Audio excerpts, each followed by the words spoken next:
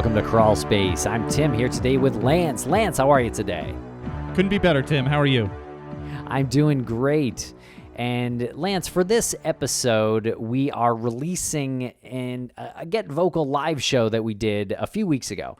And we had our friend Michelle Kazuba, who is a prosecutor from the state of New York, Shelly Kaz, and we have Jennifer Carole, whose father and stepmother were victims of the Golden State Killer. We had Jennifer Carole on Crawlspace a little while ago, and we thought it would be a good conversation to bring her back to GetVokl, and so we reached out to her. She was busy at the time, and we were scheduling our shows, and we didn't even expect this interview to happen. We didn't expect this conversation between Michelle and Jennifer to happen because we scheduled Michelle. She agreed, and that would have just been a great conversation as is. Right, because we were talking about the Golden State Killer anyway, because this was the week that he pled guilty. Right, the week that people heard his voice say guilty when the charges were coming down, and really amazing moments in the courtroom. And Jennifer was super busy with all that. She was super busy with preparing for his plea arrangement. She was super busy with the documentary that HBO was doing. And at the last minute, she emailed and said, "Hey, are we still doing something? Can we do something tonight?" And Michelle was gracious enough to say, "Yeah, bring her on. We'd love to have this conversation." And it just turned into this amazing conversation. We went well over our 1 hour mark that we have on GetVokl, because everybody just kept hanging in there. Everyone was still contributing, and Jennifer was talking about these moments in the courtroom where, you know, he's wearing this clear mask, and everybody who was affected by his crimes is looking at him with their COVID masks on, which even describing it right now still gives me the chills, like how poetically the poetic justice in that is incredible to me, just like how the universe will work sometimes in such a way. And there are so many moments like that in this interview. I think people who contributed on GetVokl really were in for a pleasant surprise, and the listeners right now are really in for a pleasant surprise. Yeah, and so I think we're going to break this one up into two parts as well. And so I hope you enjoy part one, and part two will be released tomorrow.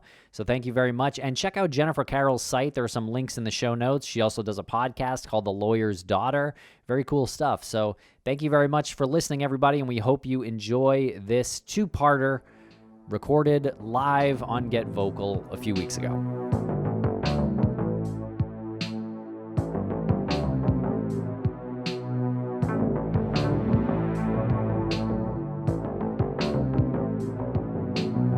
Hey everybody, welcome. It's Thursday night. It's the Crawlspace Gossip Pod. What's going on? I'm Tim Pilleri here, as always, with Lance Reenstierna. What's up, Lance? What is going on? It is the greatest night of the week. It's Thursday. It's GetVokl. We're going to interact with a lot of people here. The chat room's already filling up. And we got Mike Morford sitting down there, obviously not wearing pants. Morph, what's going on? What's up, man? How you doing? I'm good. I'm excited to be here with you guys. It's been a rare thing getting invited on in your stuff lately. I'm going through withdrawal. Oh shit! I know. We need you back. I have a feeling Michelle is faking her camera troubles. I think it's a little bit humid in her neck of the woods, and I think she's afraid of a little hair frizz. There's a lot of hair frizz, and I cannot fake the spazzing that's going on my end right now if I wanted to. Why are you spazzing? Are you spazzing, or is this a cat spaz, or what's going on? Maybe a little bit of both, a little bit of column A, a little bit of column B. I'm just trying to get this camera working. I mean, if only I had that crisp HD that Lance has. Hey, I suffered before I got the HD. You know, we all suffer.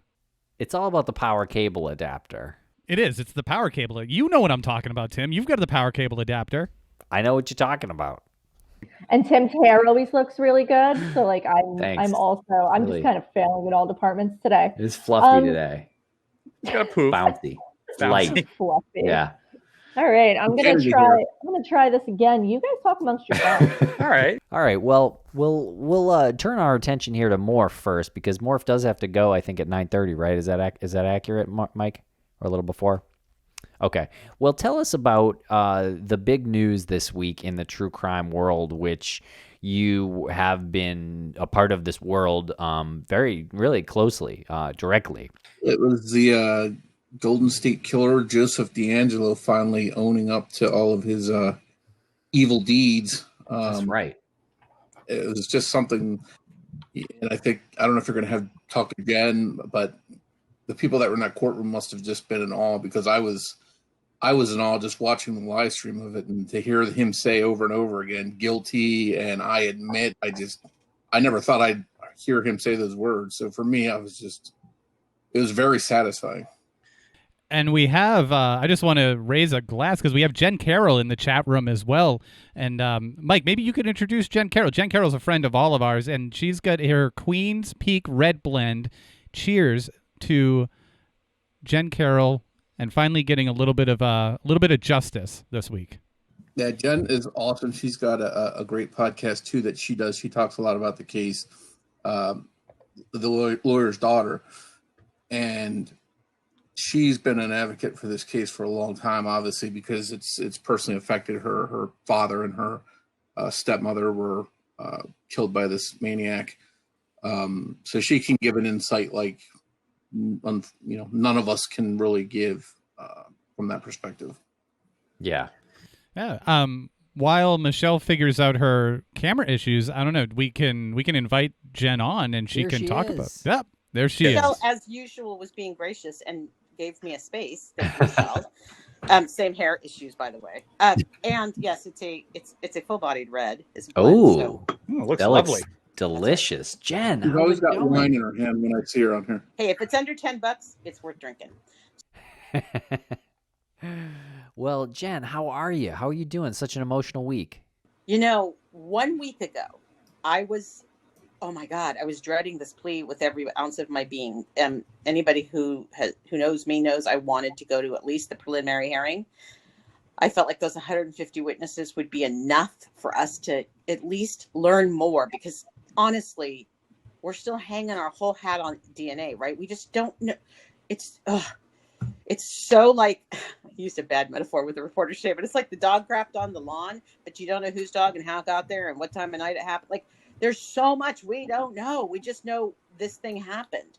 So I didn't want to plead, but here I sit and I'm thrilled. I had no idea how much real estate D'Angelo had taken in my body, my soul, my spirit, my being since his arrest. Because remember, before his arrest, we were all just living our normal lives. We had all figured out a way to cope, and we were just moving along. And then that goddamn arrest happened. And frankly, I have lamented it several times because it made life hard, and I had to go back to a place I didn't want to go. And that's been really awful.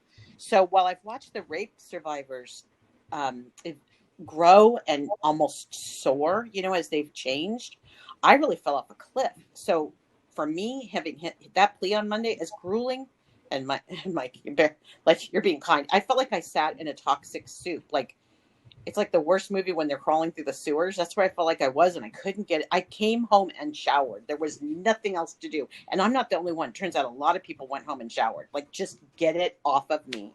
So, but I feel lighter and lighter. Almost every hour, I feel better. It's unbelievable. I thought something was wrong with me for the last 2 years. Like, who is this woman who was just I was a VP of marketing in a cybersecurity company. Like, I did stuff. And then I just couldn't even get up. And now I realize what it was. I just didn't understand he had entered my body in that kind of exorcist way. Like, oof. So it's over. It's over. I mean, we have sentencing, but as far as I'm concerned, that whatever with him, like, and our witness impact or victim impact statements are personal, and we can do those to the degree that we can handle it. It's not like we have to go sit in that toxic waste dump. So, yay! Everybody's celebrating. Some people are eating roast, but I prefer wine. So there you have it. There you go.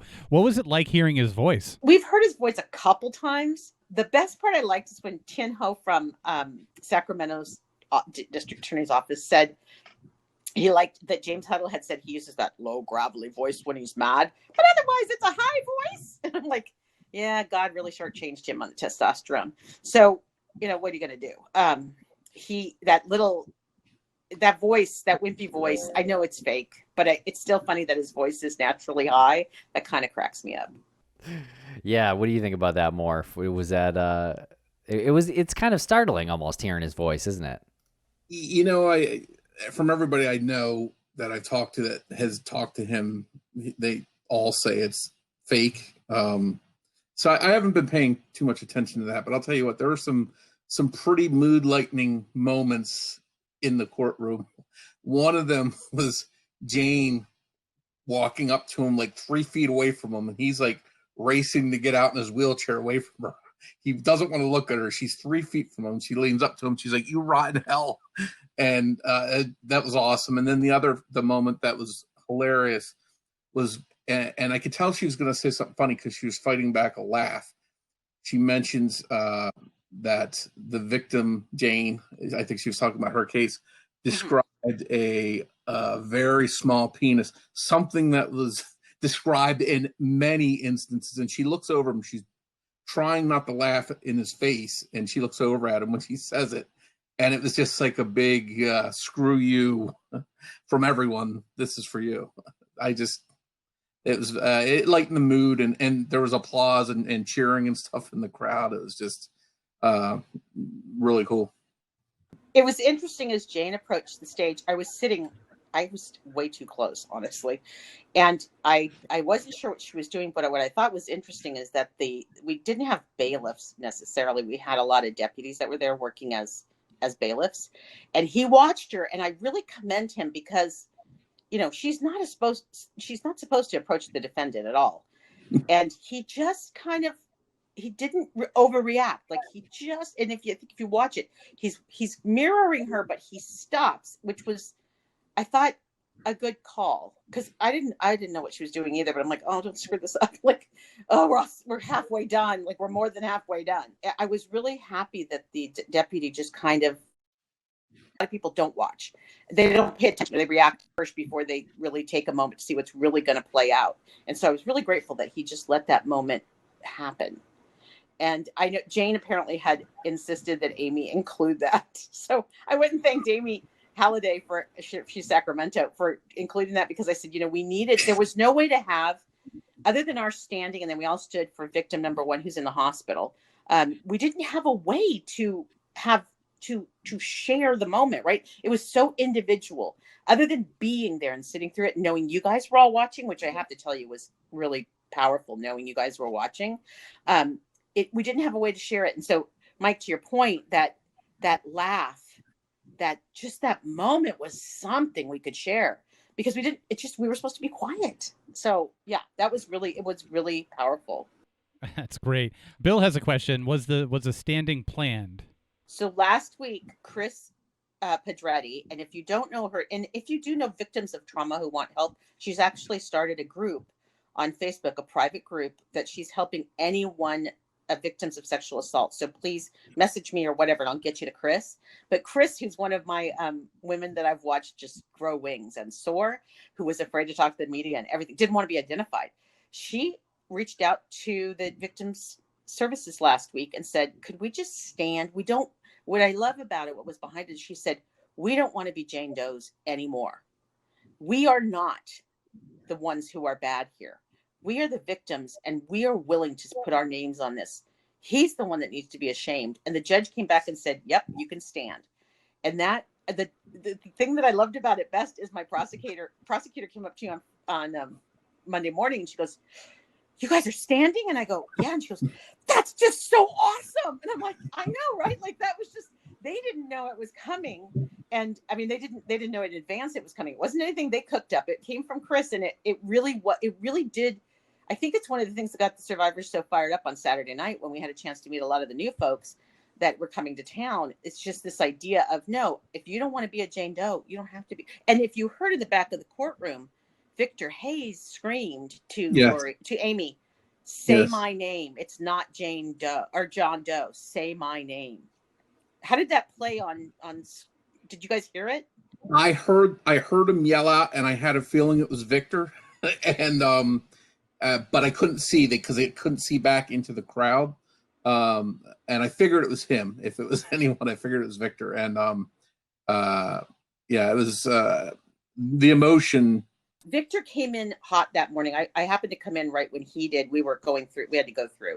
being searched and being temperatured and all the things. I don't know. The temperature's not a verb, but having our temperature taken.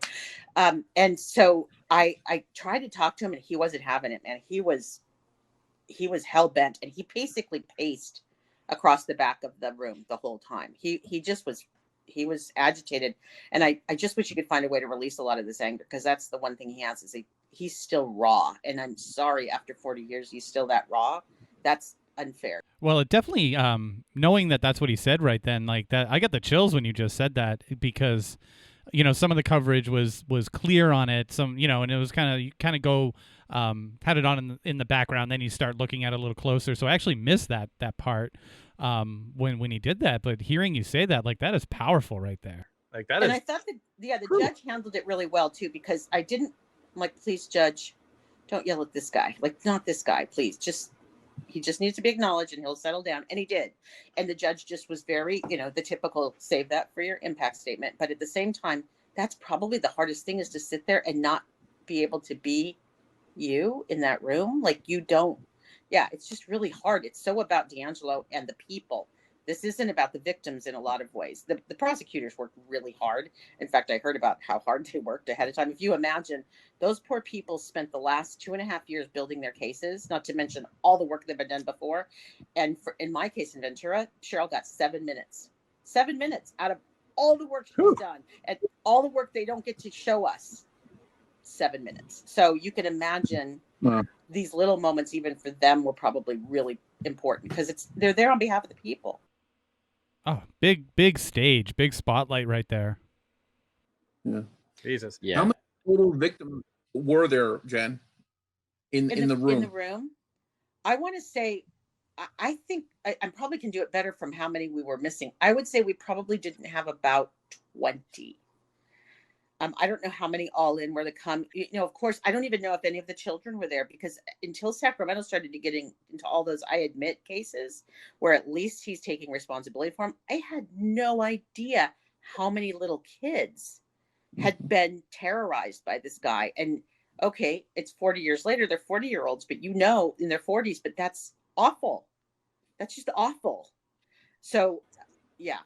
You can still be in your 40s and have and be angry and have bad memories, and I mean that is, I can't even imagine all the pent up emotion that is there. Like, I'm surprised the top didn't blow off that building. So it's interesting, because I do believe in spirit. I do believe that my dead people were with me, and when I woke up that morning, I slept better than I thought I would, honestly, but I woke up and I was freezing, like the inside yourself freezing, that cold, like the shower didn't help. And then I realized, and I felt really nauseous, and I thought for sure I was going to vomit in front of everybody, which then I was like, chain reaction, this is going to be ugly. But I don't want, like, they're going to have to pause to clean the carpets. That's just gross, Jen, calm down. But I feel like this, like, not only were all the victims there, I think their parents were there. I think our dead people were there. I think the parents of our dead people were there. It was just what you were saying. If you're in any way like an empath, it felt heavy and thick. And then it felt like it was lifted. Like, I don't even know. It's like they started to maybe go. Maybe I hope they're going. Like, it's okay. We got this, guys. It's good now. So that's your woo-woo moment. But that's, it's just that if you work that way in your being, it was thick. It was thick in the morning and awkward. And they put me right in front of him, and I was so close, and I didn't expect that either. So I turned my chair to face the lectern, because I didn't want to face him. It was just too gross. So you didn't want to make eye contact with I did him. in the afternoon. In the afternoon, it was better, kind of regain my strength, because my part was over and I could start to focus. But the thing is that he made eye contact. Like, do you remember when you were in school and you'd look at your teacher and you'd be looking at him, but you so weren't in there?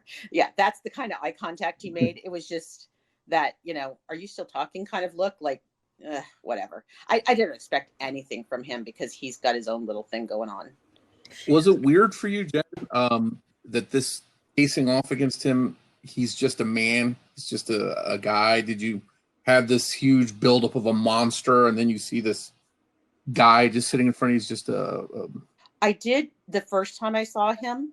What I couldn't get over on Monday is, and I said this on my podcast, is most of us have digested these crimes. Even if you've come into the case, you've tended to digest them in bites. Like you read a couple, or you hear about someone and you go learn their story. We've all kind of had this chance to digest it in bites. But in reality, on Monday, we ended up like binge watching, right? And we weren't allowed to leave. I mean, some people did, but basically I was all in. Like, I'm not leaving. This is all for one and one for all, right?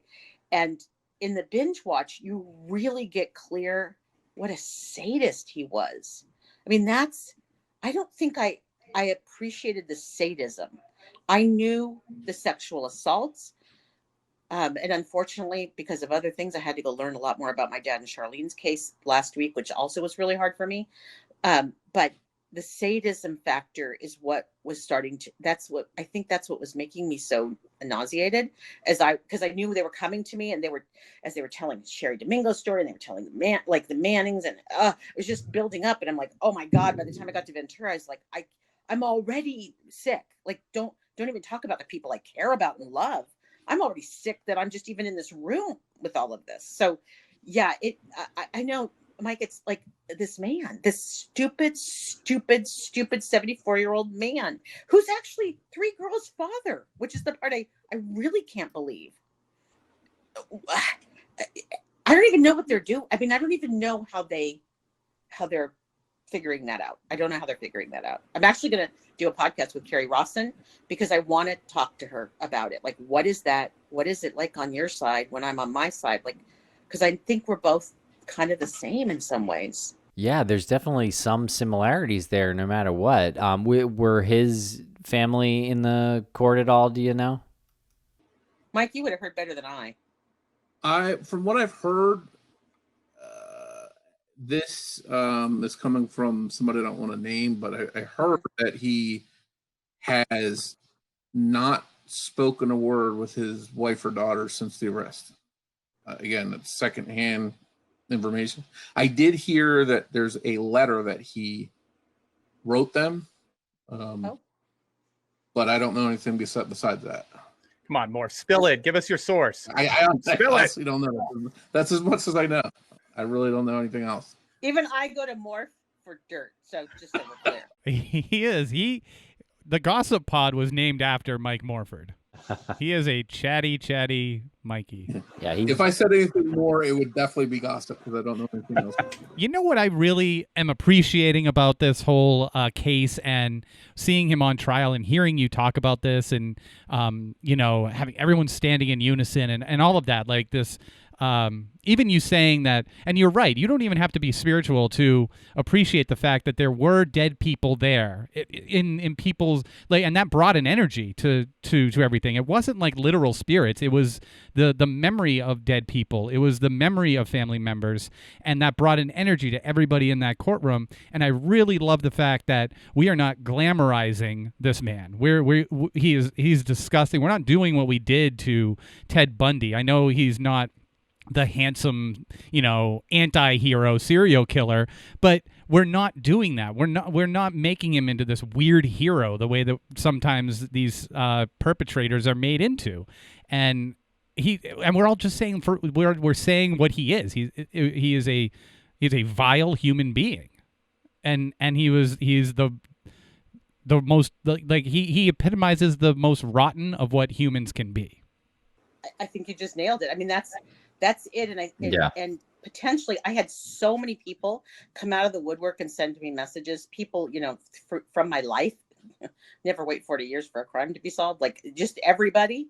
And I think what they learned on Monday that potentially nobody particularly grasped, including me, was the depth, the depravity, the predictable MO. And honestly, I don't know who's on this call. I'm going to say something crass. Sorry. Go for it. I asked Chris Pedretti, I said, I need to understand this because as a woman, I kind of don't get this. Your hands are tied behind your back and you're supposed to, tickle his fancy. How the hell? Because everything I've read, that their hands were black. Like, they were tied so tight, either crisscrossed or together. I go, Chris, you're 15. Like, what was that? And she goes, oh, that's not even how they said it. Isn't even how it happened. Basically, all he does is throw you on your stomach, climb on top of you and drag his penis across your hands back and forth. And I'm like, okay, that actually makes more sense to me. That's more power differential than it sounded in the descriptions on the stage. On the stage, maybe because we all, now I'm saying too much personally about myself, but we all have a paradigm that we use to understand those situations. And I couldn't understand. I'm like, I just don't understand. How would this work when your hands are tied and everything else? Plus, I never understand how you men trust any of us with your penises, but that's a separate issue. Seriously, if we're mad, I just don't get it. It takes a tremendous amount of trust on your half. That's all I'm saying. Pick up your Not that clothes, smart. do the laundry. That's right. That's what we tell you. Do the damn laundry, pick up your clothes and wash the dishes. Because honestly, we have a lot of power. But to hear Chris describe it as being such a passive power differential, that makes so much more sense to me. Well, on that note, I'm going to jump off, and appreciate you guys having me on. Have a good gossip pod, and anyone that wants to pop over after you guys are done. Who do you got? Who do you have on? I'm gonna have Debbie Domingo on. Great. Wants to pop over there? Hey, you know I've always got a spot for you. Pop on over. Anyone else that wants to come over? Great. I'll probably be on there for a good hour and a half or something. So Cool. All right. hopefully I see you guys. Pop on over. Awesome, Thanks, Morph. All right, take care, everyone. Stay safe. I really enjoyed when they called him on his bullshit with the way he acts and the way he's rolled in there, and they were like, yeah, he was on a motorcycle. You know, he was observed on a motorcycle. What did they say? He was doing yard work too a couple of days before, and he's just acting like he doesn't even know what's going on in there. What'd you make of that?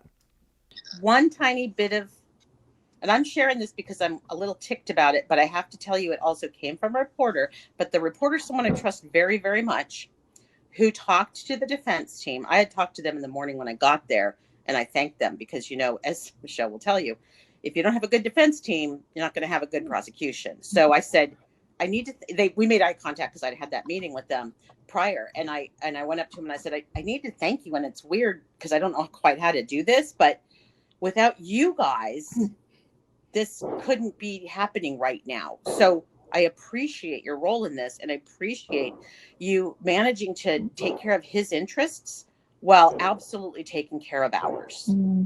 And that was really important to me. But so I'm sharing this because I think it's important, and it shows you, Michelle's going to love this. It shows you what happens with district attorneys. So what I was told, that this reporter talked to the defense team, D'Angelo and the defense team wanted him to walk out and sit in a chair. That was absolutely the plan. And I won't give up the DA, but I did on a different podcast. So the DA, who, you know, is from Sacramento, said that he had to be in a wheelchair because she wanted us to be angry. And I'm pissed about that because, frankly, first of all, to be manipulated is kind of BS. Second of all, and I'll look for Michelle to help fill in on this, what goes on behind the scenes. But the deal is, like, we were angry. Like, we were a wreck. Why would you play us in that moment? That's not cool. That's not, I would prefer the truth. But then it made for, as you might imagine, when the electeds got up during their press conference at the end of the day, their chance to create beautiful sound bites for their campaigns, right? And to show, you know, yeah, he was playing. Well, he was playing the torpor catatonic crap. Yeah, I figured he was just meditating or something to not be there. But I don't like being manipulated. That was just not the day to manipulate us. I don't know how else to describe it. Michelle, what do you think? I'll take over the interview now, guys. Michelle, what do you think? Tim Lentz, you're out. No, that's great. First of all, good to see you. And let me tell you, Jen, you were in my thoughts, my heart all day on Monday. I watched as much of it as I could because I was still working, but you know, as much that I could watch, you know, you and all the rest of the survivors and family members, you were in my heart all day. And it was exhausting for me to watch. I could only imagine how exhausting it was for you to actually live. So to your question, you know, and this is kind of something, so as you were talking, you know, I was thinking about it, and this is a question that I don't have the answer to, which is, you know, should district attorneys be elected? there are judges that are elected. Right. There's the district attorneys are elected. Now, me in my job as an assistant district attorney, I'm hired and appointed. I serve at the will of the district attorney that I work for in Suffolk County. I could be terminated. I always say salaried employees. Yeah, you're salaried employees. Yeah, and you guys, I really do adore. I love you guys because you guys do the freaking work. So yes, okay. But there is that thing where I mean, and I'm really lucky, and I'm not just saying this because I'm working for the office I work for. I'm really, really lucky that the district attorney that I work for is a really genuinely good person, which is why I wanted to go work there. And it's hard when you're mixing politics and sound bites and press releases and this and that into the whole thing. And like sometimes you watch it, and when you're behind the scenes or you spend a lot of time watching these things and watching these stories unfold, it kind of, I think that it sours people, the whole soundbite thing. Like what we want to hear, what I want to hear, I want to hear you. I want to hear the survivors and the family, and I want to hear what you have to say. But, at the same time too, there is that expectation that people have with a press conference and what they're going to be told. We live in soundbite nation right now. And, that's what people, God, yes. Mm-hmm. Right? That's what people want. The people that want to hear everything that you're saying is everybody in this room, is everybody who's watching on like the simulcast, right? Because we are it's true. It's this crew. Yeah, they're a different breed of human that want to know more. And I honestly argue that the true crime followers that I've experienced are super committed to the process and to the victims and to due process for both sides. Yeah. Honestly, they really want it to work so that the things that we do are true. And so, yeah, I totally agree, Michelle. And something, when you have a really good defense attorney and a defense attorney that you have a good relationship with, and you have, and that they're intelligent and they don't fight dirty, like that's what makes for a good time in court, because you have the worthy opponent. Like the best cases that I've done, whether it's been a trial or worked out a plea, has been just with like a really good defense attorney who, we both know what our jobs are, but it's not personal. And just one more thing about the defense attorneys. So I'll just add this and share this with the audience, that one of the things that I learned, because I was super afraid on Friday, again, this is such a, Michelle and I'll take this, guys.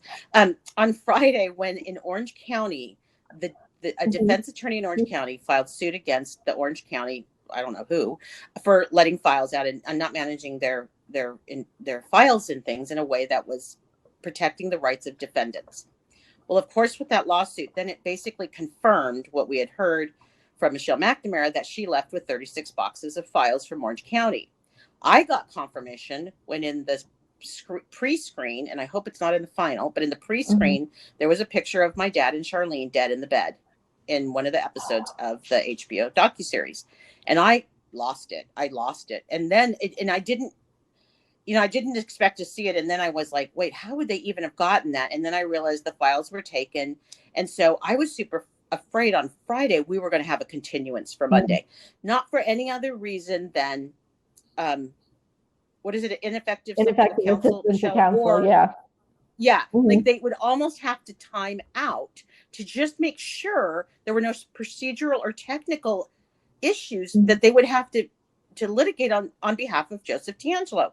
So my prosecutor, when I talked to her on Friday, said, don't worry about it, it's fine. Well, it turns out behind the scenes, the defense team worked overtime like a beast to make sure that nothing that was let go of to McNamara would in any way affect D'Angelo. So I want to hold them up as heroes because that they did that solid, not only for Joseph, because that was what their responsibility was, but I truly believe they also did it for us.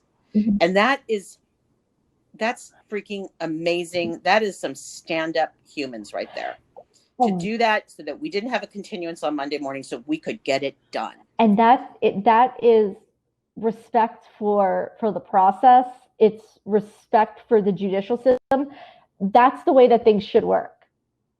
That's the way that it should go. Okay, good. That's what I thought. I'm like, yeah, that's like being a good person. I mean, that's just be doing the right thing. Isn't this whole case, like the whole Golden State Killer, exactly how it all should work? It was this cold case, and then this interested party, the citizen detective, looked into it, and she got really deep into it, and she formed the right relationship with law enforcement, and all the way up until, like, you know, you have it literally waited for DNA testing. It didn't know. I'm saying the case is as like I'm putting like a human persona on it. It didn't know that DNA testing was going to happen, but it's almost like the case, all of this waited for everything to fall into place. And then when Michelle died, the right people picked up the gauntlet and started going with it. And now you two are talking about how this is the perfect way that it has to end legally too. It's just such a poetic, tragically poetic, I guess, but Jen, you're smiling right now. This is a good day. Lots of people didn't do their jobs. True. A lot of people didn't do their jobs right. And I have a problem with our citizen investigator per se, because yeah, that's a separate issue. But I have a problem because my files are out. I really have a problem with that. It last week added to my hell at a level I can't even explain, that I had to go hear exactly, because the other thing that happens on the HBO docuseries, and I don't know if they'll remove this, but I've asked them to, is Paul Hull says something that's just simply not true about my dad and Charlene. And I don't want that in there because it's not true. It also, now that we've all sat through the MO 1,000 times, it can't be true. I mean, it just wouldn't fit. And yet he uses it kind of as a sensational quote. So I asked him on Monday at the hearing to please, because I've tried to ask HBO to take it out. I don't know what they're going to do, but I've asked strongly.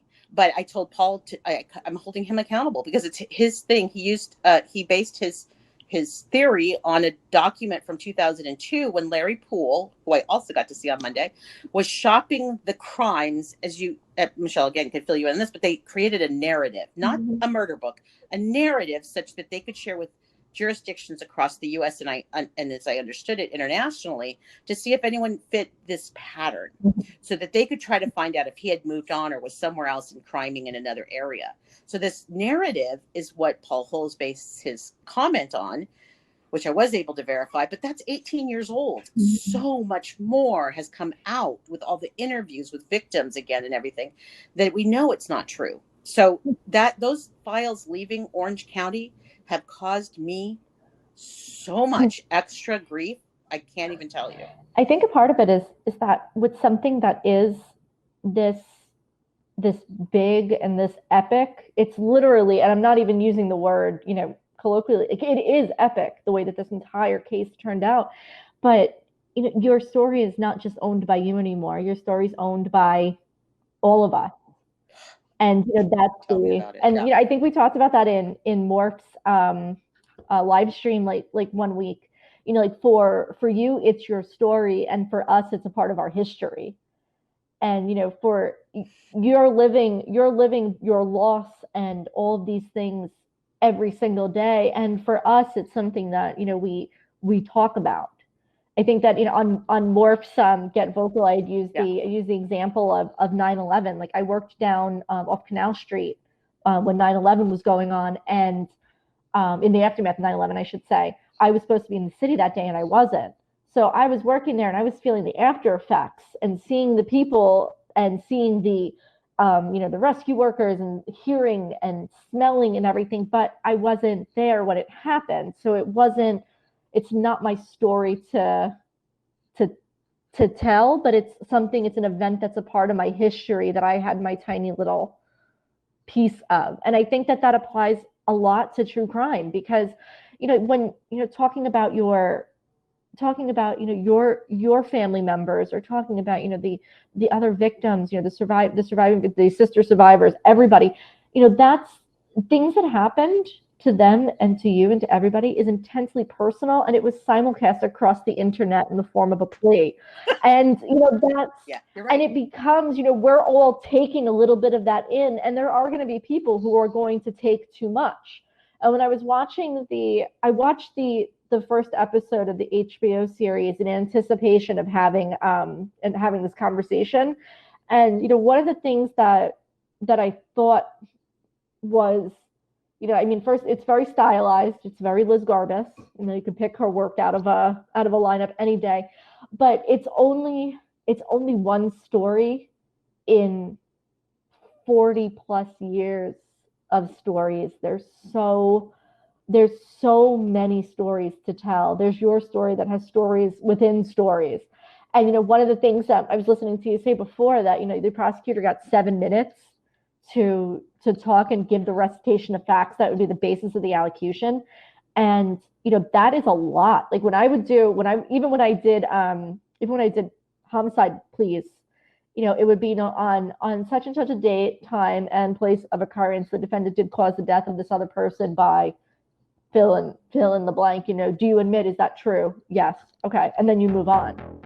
It's not, it was, to hear it, like them actually taking the time to give each family, each survivor, each human being in that room, like their due. That was like, once I heard that happening, I was like, okay, somebody thought about this. Somebody did this right.